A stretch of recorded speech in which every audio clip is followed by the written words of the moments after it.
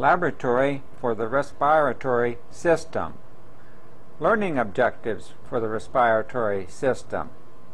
Be able to distinguish the various regions and subdivisions of the respiratory system and relate the morphological structures of each subdivision to its function. Begin with the conducting portion of the respiratory tree.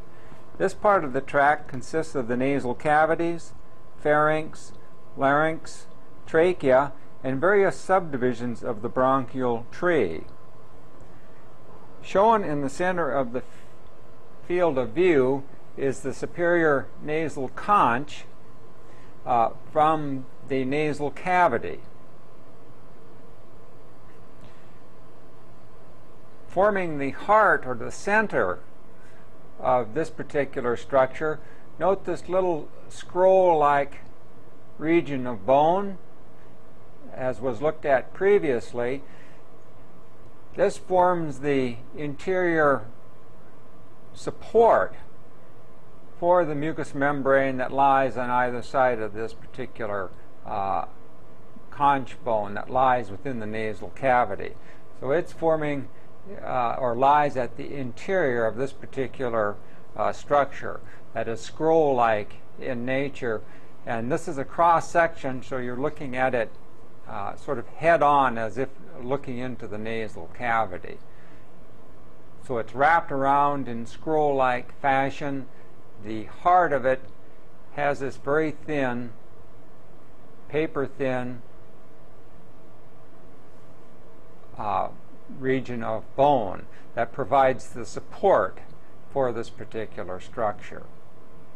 So let's find a region that's fairly well intact and examine the details of the superior nasal conch in detail. And the region that we'll look at is an area such as here, as it is fairly well intact. Even with this scanning objective, one can see the supporting structure of bone lying at the tip of the arrow. Now, the interior undersurface of this particular structure is going to be lined by a typical respiratory type of epithelium, that is a ciliated pseudostratified columnar with goblet cells, though it will be much thinner than observed within the trachea. A small bit of connective tissue forming a lamina propria that anchors this particular mucosal surface to the bone, and so what you have really is a mucoperiosteum, where the mucous membrane is attached directly to bone, which is lying here. The covering surface is another very thick mucous membrane type of a structure. In this particular case, again, it's a pseudostratified columnar epithelium, but in this case, it's fairly unique. It's olfactory epithelium. That's a specific type of pseudostratified columnar epithelium. Note the very large area occupied by the lamina propria in this particular case.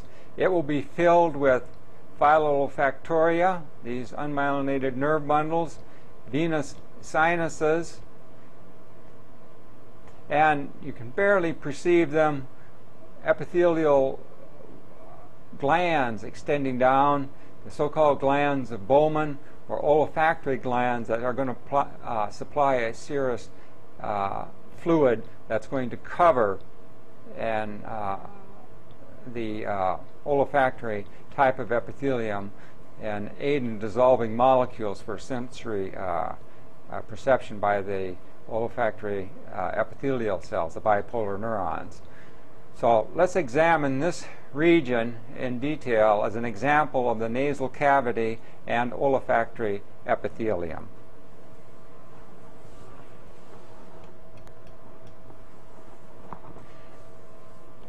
Using the intermediate objective, let's examine a section of that superior nasal conch in detail. On its undersurface, one can see, as indicated by the arrow, a ciliated pseudostratified columnar type of epithelium with goblet cells. We'll examine this in detail in just a moment. The lamina propria, the connective tissue thereof, anchoring this mucous membrane, forming a mucoperiosteum directly to bone. This thin scroll-like bone, the conch bone, is shown at the pointer. Typical bone. Coursing beyond the supporting bony structure, one will see numerous vessels, some arterioles that are extremely dilated here. These large structures here are bundles of olfactory nerve fibers, the phyloolfactoria. These structures located here in our epithelium and character are olfactory glands, or the olfactory glands of Bowman, after the individual that described them. These structures here are the venous sinuses in the surrounding lamina propria, so one can observe that the lamina propria underneath the olfactory epithelium is filled with a variety of structures and resulting in the considerable depth that this region achieves. And then finally, we actually get to the olfactory epithelium itself, a very thick pseudostratified columnar type of epithelium, extraordinarily thick type of epithelium, beginning where the tip of the arrow now indicates, and then going, of course, to the luminal surface. So this is typical olfactory epithelium and its supporting structures within the underlying lamina propria. The lamina propria plus epithelium will be anchored and united to the conch bone as indicated by the arrow, as is the respiratory mucous membrane on the opposite side.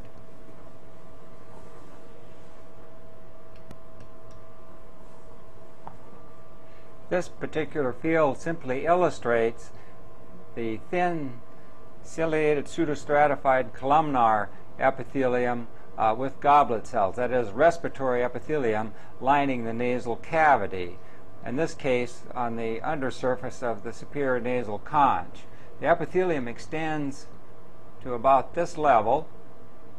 This row of cells here are simply a layer of basal cells. One can make out scattered goblet cells, which for some odd reason the mucin granules are picking up some of the hematoxylin dye and outlining it quite nicely. And one can also make out the ciliated surface from the ciliated cells, and even gets a hint of this little dark interphase at this particular magnification, that is the line of basal bodies that will result in forming the actinium that reside within the interior of these cilia. And of course, down in this particular area, one can see typical bone with an osteocyte residing within its lacunae at this particular location.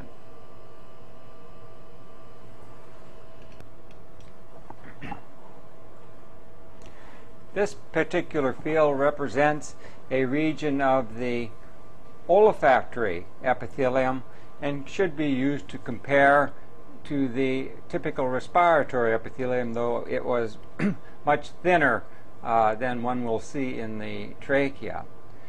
The olfactory epithelium consists of three primary cell types. These smaller basal cells, which are sort of germ cells or replacement cells for the other two cell types, making up the remainder of this olfactory epithelium. The other two cell types are a sustentacular or supporting cell, and then a typical olfactory bipolar neuron, an actual neuron whose apices will reach the surface, whose cell body lies within the epithelium that isn't demarcated or completely visible. So you have a dendrite that actually extends to the surface, its cell body with the nucleus, and then a axon that will then exit into the lamina propria and join to form the phylo-olfactoria. The sustentacular and the bipolar neurons cannot be visualized independently in this particular section with a routine staining, but can be if more heroic methods were used. These are the basal cells, which form, as I mentioned before, replacement cells for the other two cell types. The lifespan of the bipolar neuron in the olfactory epithelium is between 30 and 60 days. So there is a considerable amount of turnover and replacement of these particular bipolar neurons. One of the reasons for the increase in depth of these particular this particular epithelium is to the progressive differentiation of these bipolar neurons. One might imagine a little bit that these are the dendritic terminals here, but there's no way that we can prove it.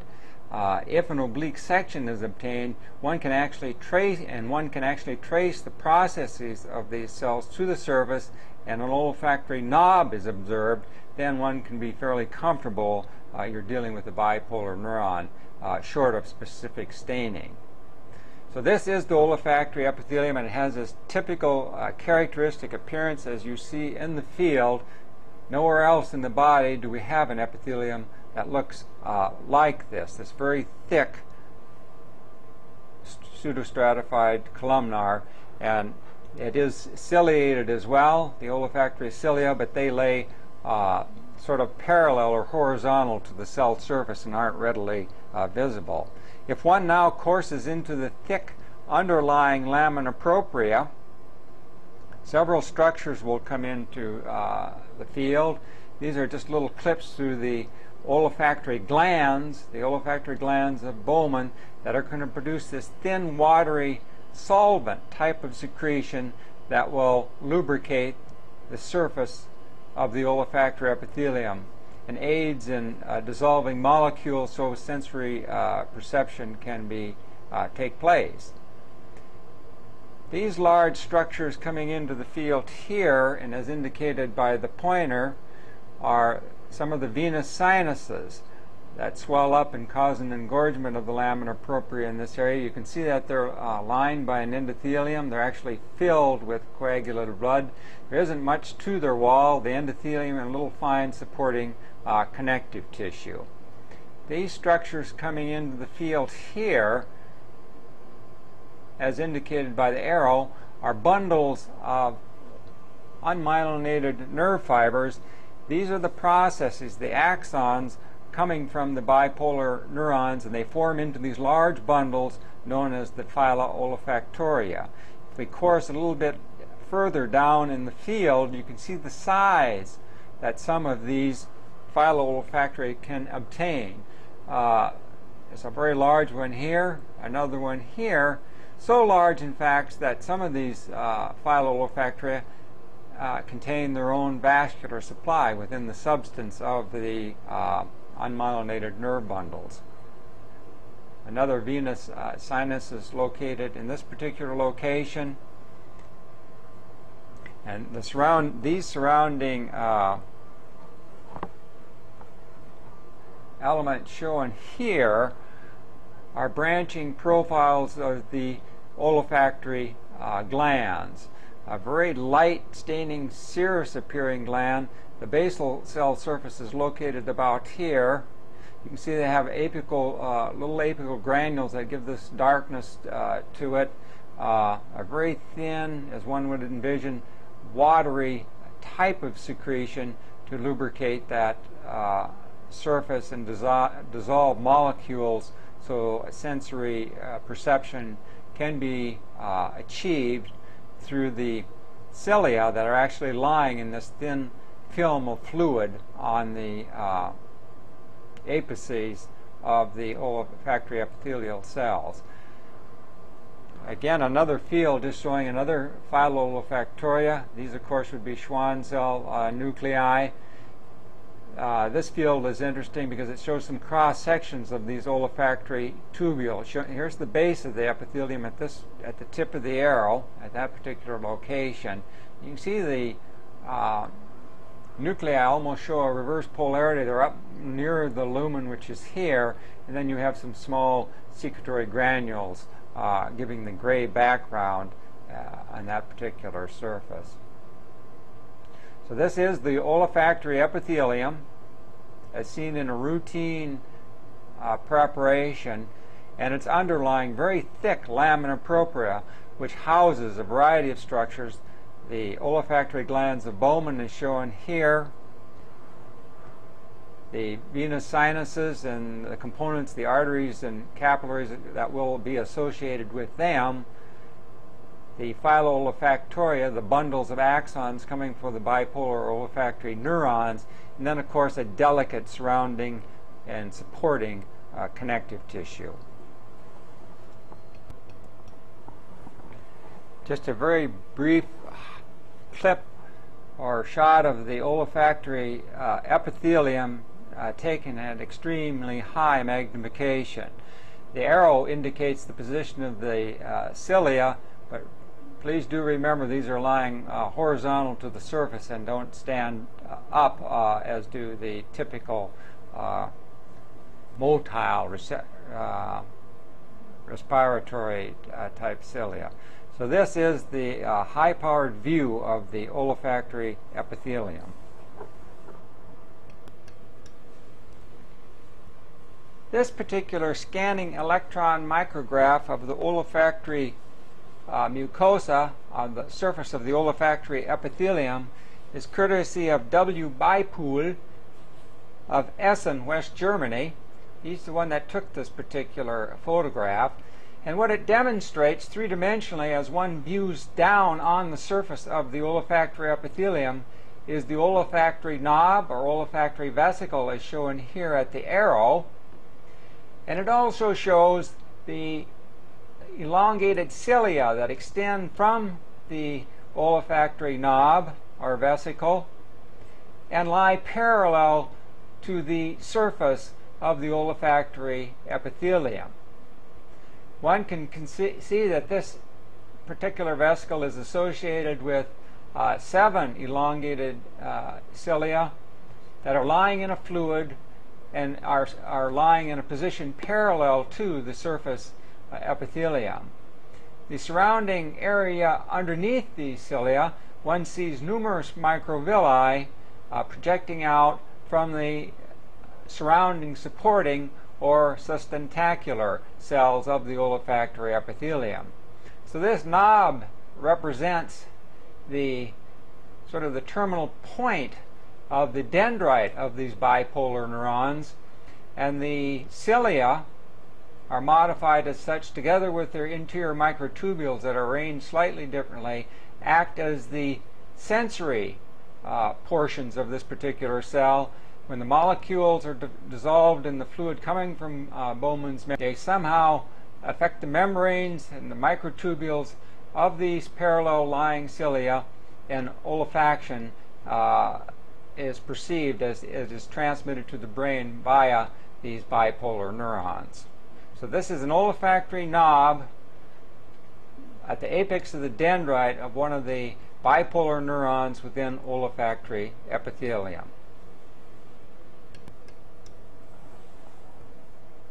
This is an immunohistochemical preparation of the olfactory epithelium, an epithelium that was treated with olfactory marker protein, or OMP. This particular protein is specific for the bipolar neurons within the olfactory epithelium. And so using a histochemical technique and developing an antibody to this olfactory marker protein, one can demonstrate the olfactory bipolar neurons. Here's the olfactory knob as shown at the tip of the arrow, this long apical dendrite. The cell body is located at the arrow where the nucleus resides, and then right at the very tip one can see a very fine axon going out of the field. Another is shown here, an olfactory bipolar neuron, and others in the background. Here's one cut a little bit obliquely, and another fairly decent one showing this long apical dendrite. So the olfactory epithelium contains true neurons, these olfactory bipolar neurons, which have an apical dendrite that goes to the surface and ends in the knob, and the axon will leave the epithelium and congregate with others to form the phyla olfactoria. This is a view at, again, very high magnification, showing you the branching tubules of the olfactory glands of Bowman, these olfactory glands that produce this thin, watery secretion. The base of the cells is shown here, and then some tiny granules along their apical surface that we observed earlier, but really couldn't visualize very well. Here you can make out the details of these very tiny granules along the apices of these particular secretory cells. The venous sinus, or the wall of one, a portion of the wall of one is shown here, and even at this point, where the arrow indicates, you can see the gland and its forming duct at this point actually entering into the olfactory epithelium to course to its surface to put its secretion on the surface, or release it there. So these are the high-powered view of these rather strange olfactory glands, and there's nothing else that I am aware of, at least, that look quite like them anywhere else.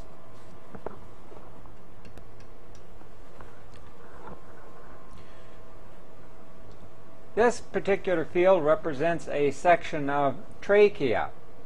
What characterizes the trachea are the large cartilage plates, or these U-shaped cartilages that form around the exterior wall of the trachea that help maintain its patency due to the extreme pressure changes during inspiration and expiration.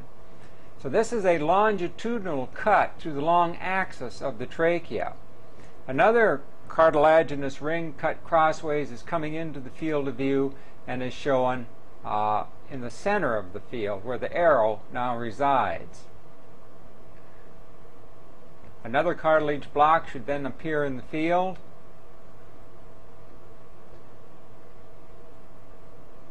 And so there will be several of these large horseshoe-shaped cartilages forming the support for this conducting portion of the trachea. Between cartilaginous blocks is a fibroelastic type of connective tissue. This is to give considerable flexibility to this particularly large airway that lies in the neck, of course, allowing the head to be turned so it can have some degree of flexibility and wouldn't be a rigid structure. The other advantage to having hyaline cartilage, of course, is its lightweight nature, yet is very, very rigid. Here's perhaps a little bit better demonstration of that fibroelastic connective tissue uniting these cartilaginous U-shaped cartilage plates. Now, also shown in the field quite well is epithelium. As one will recall, this is a ciliated pseudostratified columnar epithelium with goblet cells. In this particular case and in this region, one can see an underlying fine connective tissue even at this magnification. It extends from about where the tip of the arrow is to approximately this location. This delicate connective tissue that oftentimes contains immunoactive components is referred to as the lamina propria. Now, the epithelium, this respiratory epithelium, plus the lamina propria constitutes what's known as a mucosa. In this particular case, it would be a respiratory mucosa. Shown on this particular section, and not seen in other regions of the trachea on many occasions, is some slips of smooth muscle, as indicated by the pointer coursing through this particular field. This is sort of a boundary between the lamina propria, or the connective tissue thereof, and this coarser type of connective tissue in this particular region, which is oftentimes referred to by many as a submucosa in the trachea. It is in the submucosa that the tracheal glands are found. These are compound tubular alveolar glands of a mixed variety, as they contain both serous and mucus type elements. And some of these can be made out even with this scanning view. Serous elements here, some mucus tubules here, and as we course along, one can see these units repeat, and actually this one actually enters into a duct that will course along and then of course empty onto the surface to provide the trachea with additional secretion, in addition to that provided by the goblet cells. Now, the other feature that can be witnessed is if one looks at the exterior surface of the trachea, one finds a loose, scattered connective tissue. It's relatively torn in this particular section, but this is the adventitia. The adventitia contains blood vessels, nerves, as can be seen here. Here's a small nerve, probably an artery, small vein, another artery located there. Small vessels that run along the exterior of the trachea. It is the adventitia, this fine, felty, sort of relatively insignificant type of connective tissue, but yet very tough as it binds it to adjacent structures such as the esophagus or the other tissues within the region of the trachea. So it serves to bind this tube to adjacent structures, and on occasion, despite its histological appearance, can be quite tough. So these are the main features of the trachea. The cartilage, of course, a respiratory epithelium, and this large tube can only be trachea. Once again, the slips of smooth muscle can be seen separating the lamina propria from the submucosa. Please be aware that there are several regions of the trachea where these smooth muscle slips forming this fine layer are not as obvious, very difficult to see, and some authors indeed will remark that it's lamina propria throughout its extent and containing these glands. Others, to create a similarity with the gut, refer to this as the lamina propria as it was described to you, and even if the muscle isn't present, the position of the glands sort of indicate the region of the submucosa. So these are the most important features of the trachea, this large conducting portion of the respiratory system.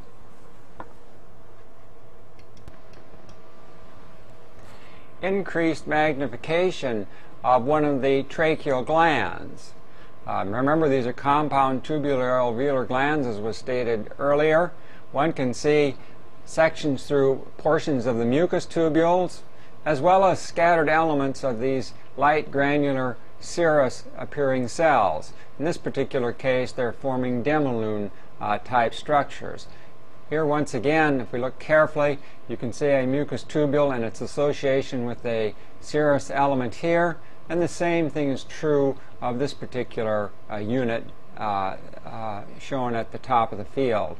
The central area is one of the ductal forms that would then be coming out towards us. So if we looked at this particular section as moved here, you can see one of these mucus tubules forming the heart, more or less, of this little lobule as outlined by the arrow.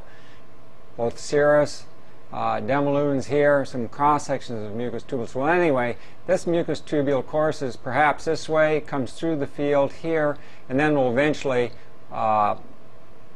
empty into this centrally positioned duct, which will eventually course towards and unite with the luminal surface. So these are tracheal glands, mixed glands, that lie in the connective tissue substratum beneath the epithelium. Some authors like to, as I mentioned previously, place these in a submucosa and try to make a similarity with the gastrointestinal tract, but that subdivision is very difficult to see oftentimes in various sections of the trachea. I'm just coursing along that gland that we observed previously, and finally it ends into a duct that's going to conduct materials, secretory materials, to the surface of this particular organ. This particular field represents a cross-section of the trachea. Once again, a respiratory epithelium on a very thick basement membrane is shown at the pointer.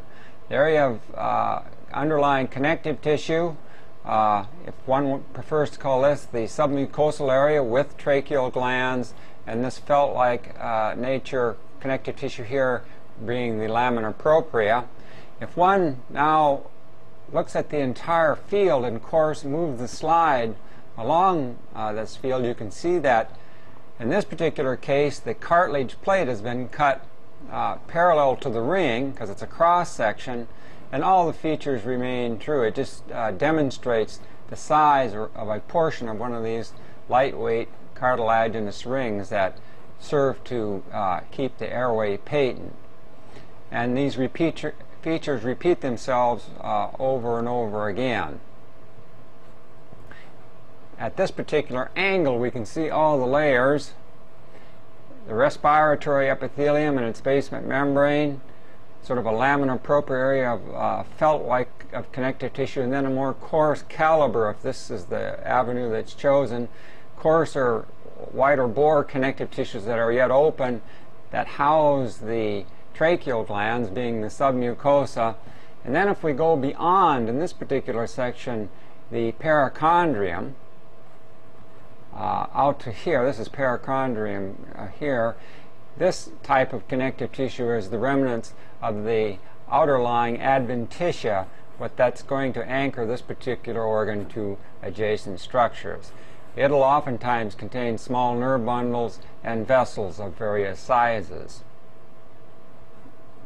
Now, as one courses towards the back or the posterior aspect of the trachea, one can see a huge band of smooth muscle coming in that clearly delineates at this point a lamina propria from an underlying submucosa with the tracheal glands. So that is true on the posterior aspect, and this is sometimes referred to as the trachealis muscle.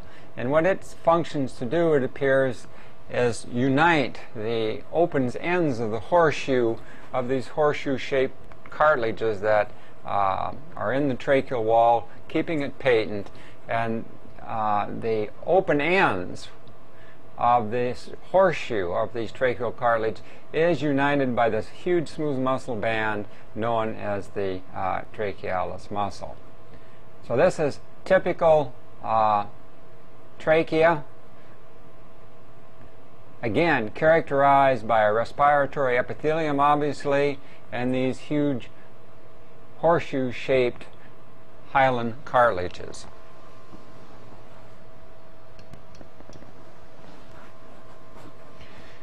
The tracheal wall is seen at a slight increase in magnification, that is with the intermediate power objective, showing you the respiratory epithelium, or the details perhaps a little bit better.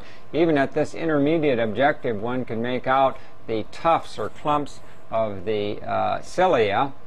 A few goblet cells can also be made out at this low magnification, as indicated by the pointer, and there will be more hidden in the underlying epithelium. Note once again it is made up, or that is, the epithelium is made up of cells, or what appear to be multiple layers of cells, 2 or 3 layers of nuclei. Please recall that this is a heterogeneous type of epithelium. That is, it's made up of a variety of cell types, and this perhaps accounts for this pseudostratified appearance. There's obviously ciliated cells, goblet cells, some of these small basal cells, as well as other cell types that can't be recognized with this particular preparation. Here, in this particular case, we got a well-developed basement membrane underlying the epithelium, as indicated by the pointer, and then we go into the underlying lamina propria. which is this loose type of connective tissue, and it is subject to, and one will often see, lymphocytes coursing through this particular type of connective tissue. We then go, without much of a boundary, into the tracheal glands and their typical appearance, a mixed compound tubular alveolar form of gland that's providing secretion, additional secretion, in addition to goblet cell secretion, to the luminal surface. And then finally into the classic hyaline cartilage plate, moving beyond it, and then getting into the tunica, or the adventitia, surrounding the tracheal wall and uniting it to other structures. You can see there's various caliber of vessels, nerves, and this loose connective but tough connective tissue anchoring membrane.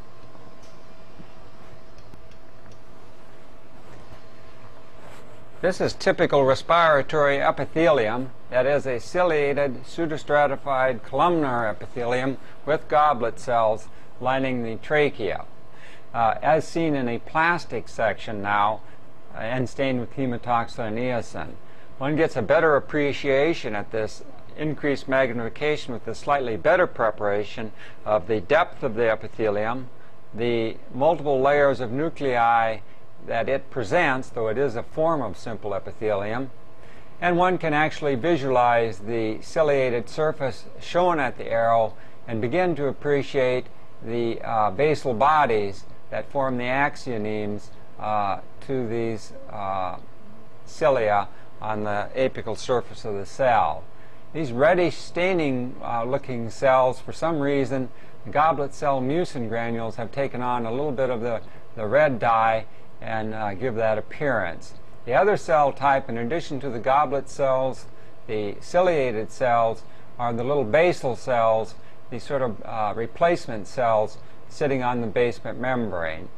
This region, as indicated by the arrow, is the laminar propria as seen in a plastic section.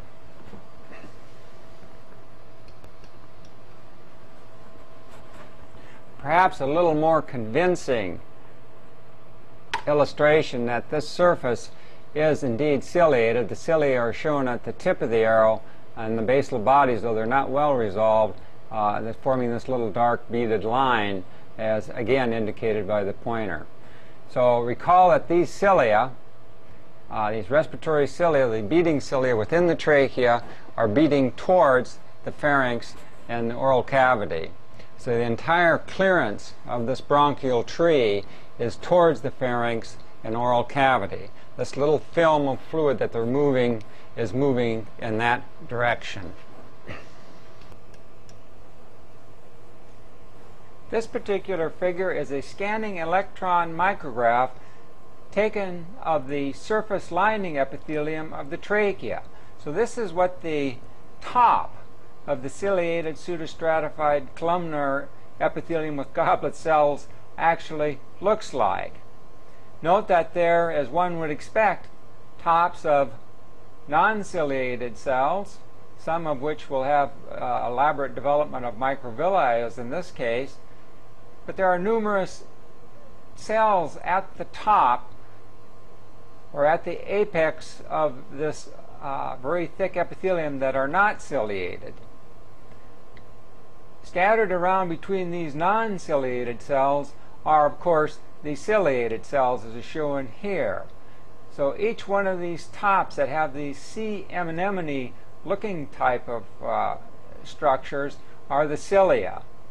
Very good illustration of cilia as seen in the tracheal epithelium. Another cluster of them are shown here. So this particular scanning micrograph is excellent as presenting the three-dimensional features of these cell surfaces, in this particular case illustrating the clumps of cilia on the cell apices of some of the cells, but not all. One should always remember that there are a number of cells within the tracheal lining that reach the top that are not ciliated. Now, a high-powered scanning electron micrograph of the cilia coming off the apices of one of the tracheal lining epithelial cells. So this gives you a pretty good idea of the size of and the overall nature of individual cilia as compared to these small structures shown somewhat in the background, which are the small microvilli coming off the apices of perhaps an adjacent goblet cells or a non-ciliated cell. So this clump of cilia are coming off the apex of a single epithelial cell.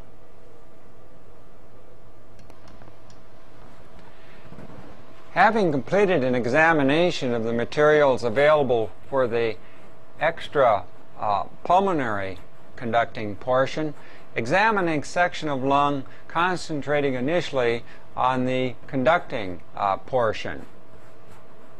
What you see in the field of view is a section of lung, alveoli making up the background. So the first way to proceed is to look at the entire section and just see what structures can be observed with the scanning objectives. So we're now looking at a field of lung, and coming into the field, easily visible even with the low power objective, is this large tubular structure that fills the field of view. This is probably a primary bronchus within this lung tissue. Identified at this particular magnification, one can see plates of hyaline cartilage forming its circumference. So you have a layer of plates surrounding the circumference of this particular structure to help maintain its patency. As we will see later, it is going to be lined by a typical respiratory form of epithelium, that is a ciliated pseudostratified columnar epithelium with goblet cells. Also shown quite well is the bronchial smooth muscle layer. And at this particular position, it is going to subdivide the connective tissue component into little areas, little folds. That connective tissue that supports these folds is the lamina propria. You then have this band of bronchial smooth muscle, and then the bronchial glands. In this case, they're very similar to the tracheal glands, but because they're in the bronchi, these bronchial glands are going to be in the submucosa between the plates of hyaline cartilage and that bronchial smooth muscle usually, though you can see some have been pushed out and actually lie down between cartilaginous plates. So these are the characteristic features of one of these primary bronchi: the hyaline cartilage, the typical respiratory epithelium, and those bronchial glands. So this is up primary, one of the major subdivisions in this region of lung. Now there are going to be successive subdivisions from this particular bronchial tree, and it's important to find one of these smaller units if possible and look at the distal or the tertiary, the terminal portion of a interpulmonary bronchus. A tertiary or small division of an interpulmonary bronchus is shown at the tip of the pointer. It's one of the terminal segments, so it's down at the tertiary level just before it becomes a bronchiole. It can be identified by a supporting bit of hyaline cartilage, and when we go down and look at it at lower power, one can still see bronchial glands coming into the supporting wall. The bronchial smooth muscle, of course, is prominent, and then you get a pretty elaborate folding of the mucous membrane, which is probably more simplified at this point, probably a ciliated columnar with a few remaining goblet cells within it. So we're looking down into the lumen as it is cut at this angle. Then I think this particular terminal bronchus went in the direction of the arrow and then split into two regions. So we're getting a pretty good portion of the hyaline cartilage as we cut it tangentially, and one can obviously see the glands associated with this particular airway passage. Lymphoid tissue can also go down to about this level. Once one enters into the bronchioles, the hyaline cartilage will disappear. The glands also will disappear usually at this point, as well as any accumulations of normal lymphatic tissue.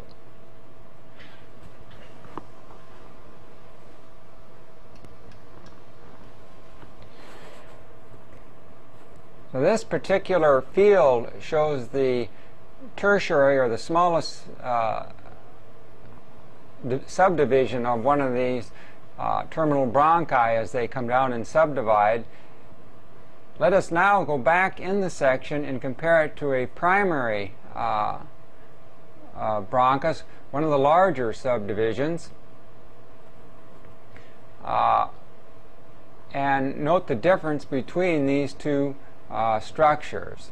So we're going from this structure as indicated by the pointer, sort of the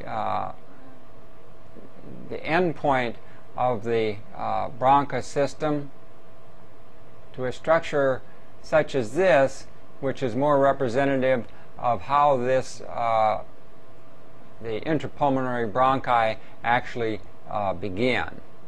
So let's examine this one now at increased magnification.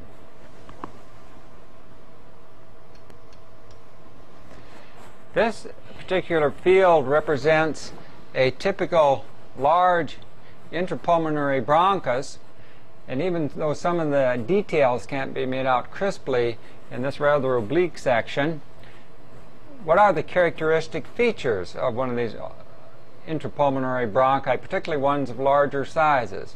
Well, first of all, it is lined by a typical respiratory epithelium, and you can see there are numerous goblet cells within it. The other characteristic feature is that it will have these isolated plates of hyaline cartilage forming its wall, the bulk of its wall, to maintain patency of the airway. So those are the two primary features. But additional features that can be made out and are always present is the bronchial muscle that is now prominent and has made a definite appearance. The felt-like or small amount of connective tissue that supports the overlying epithelium or the lining epithelium. This region here and over here is lamina propria. You now have bronchial glands that are quite prominent, replacing the tracheal glands higher up in the respiratory tree, but function very similarly. You can actually see the duct of one of these compound tubular acinar glands going up and then emptying in onto the surface of this bronchial system. Once again, the beat of the cilia is going to be towards the oropharynx. And so we're simply moving the field now, showing you how these units repeat over and over again. A characteristic feature is the hyaline cartilage plates, a relatively thick, prominent respiratory type of epithelium, and now making its appearance in its well-established bronchial smooth muscle and bronchial glands also within the field. So if we just course around this particular structure, you can see how these various units repeat again and again, forming the overall structure or wall of this particular large conducting airway.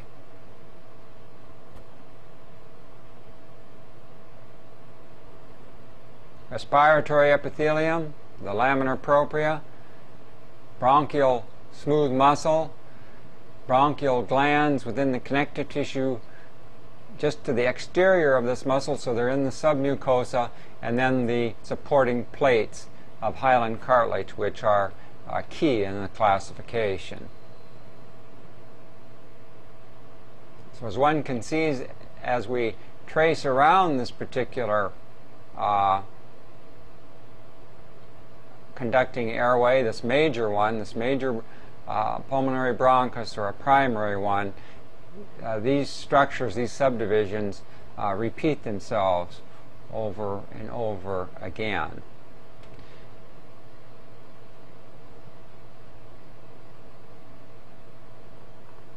And then finally, if we go to outside of this particular structure, you should run into typical alveoli and other elements of the lung as shown here. So you know you're dealing with an interpulmonary bronchus.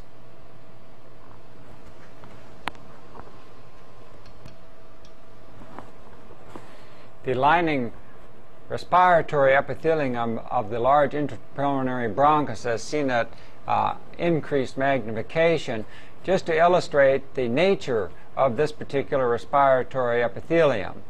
The cilia can definitely be made out on the apical surface despite the thickness of the section. Even the little beaded line of the basal bodies is visible on this particular section.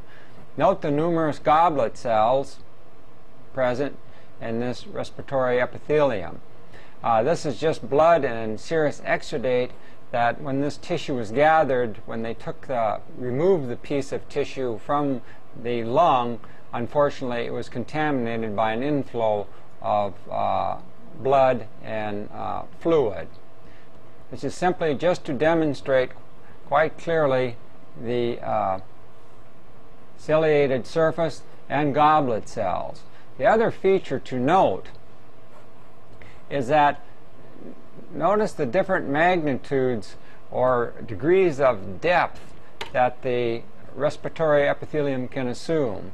If one thinks back to the inferior surface of the nasal conch, it was quite thin, but pseudostratified, ciliated, and contained goblet cells nonetheless.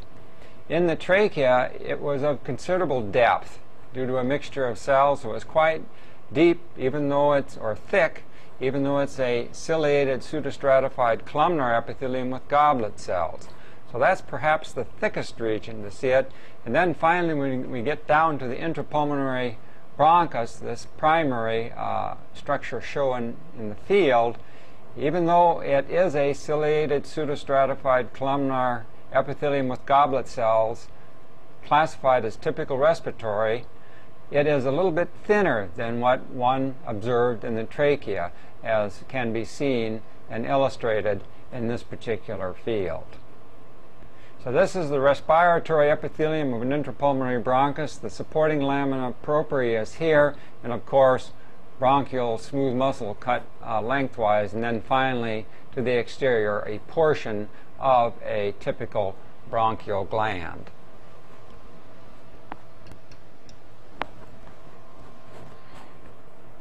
This represents a section through the tertiary bronchus, that smallest subdivision of this dividing conducting portion that still retains its cartilage. So this would be an example of our tertiary interpulmonary bronchus. Note that the features are still present, but what makes it still in the bronchus component is the retention of the hyaline cartilage plates, which will disappear beyond this particular point.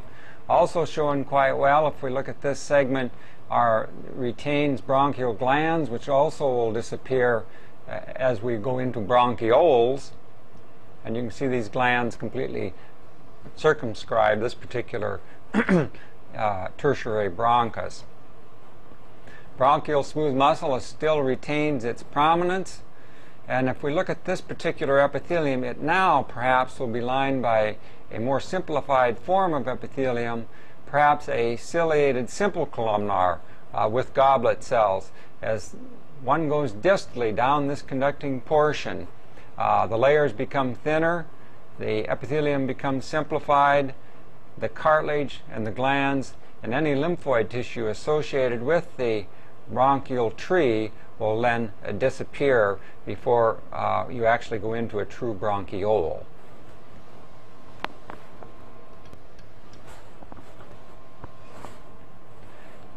A portion of that tertiary bronchus wall as seen at increased magnification.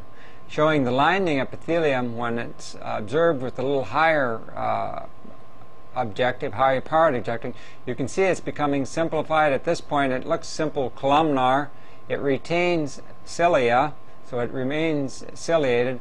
There looks like a few scattered goblet cells at this point, but they too, compared to higher in the tree, are becoming less and less numerous. So this simply demonstrates or illustrates quite well how the epithelium's thinning out, becoming a simple columnar form. The cilia are retained at this point, but the goblet cells are much, much less frequent in number. And of course the bronchial muscle retains its prominence and will become a major supporting element of the bronchiole wall. But one can see that this is pretty rapidly transitioning into a simple columnar epithelium that is ciliated, and the goblet cells are much, much less numerous than they were in higher subdivisions of the bronchial tree.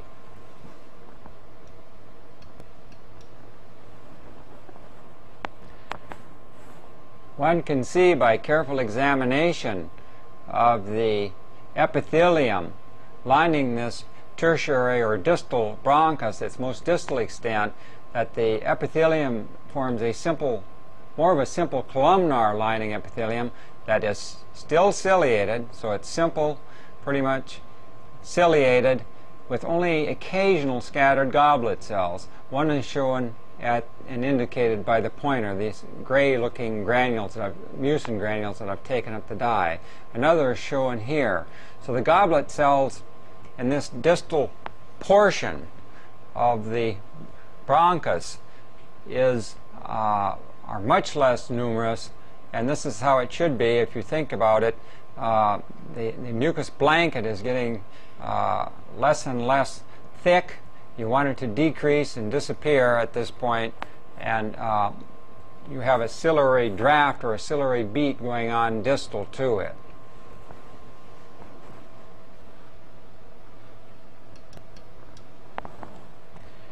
Returning now to the scanning powered objective, we looked at the tertiary bronchus, the terminal part of that conducting portion of the respiratory tree that retains its cartilages, and one can see this terminal bronchus here once again at low magnification, and then it's going to split and go in either direction. And what will happen as this transitions now into a true bronchiole is that the cartilages will disappear, the glands will disappear, lymphoid tissue will disappear, and one will be visualizing a tube that shows that folded, scalloped interior surface, and the only element of the supporting wall, or the primary element I should say, is going to be the bronchial smooth muscle. So as we're looking around this particular field, we can see a tubule that's been cut parallel to its long axis as it snakes through this area and then goes in this direction and splits once again. This is sort of a tangential section through a bronchiole.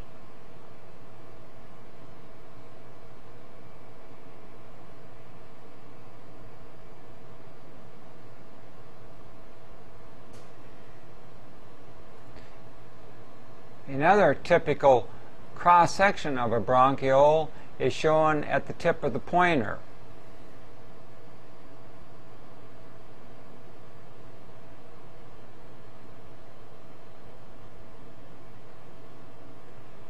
Another bronchiole is shown here and indicated by the pointer. So they are a magnitude less than that tertiary bronchus that showed the last little portion of cartilage, and in comparison, if we look at a primary bronchus, one of the major subdivisions of that conducting portion of the respiratory tree, this was the section of an intrapulmonary bronchus examined earlier, a primary. A very large structure with that cartilaginous support, And once we compare it now to that important structure, the bronchiole.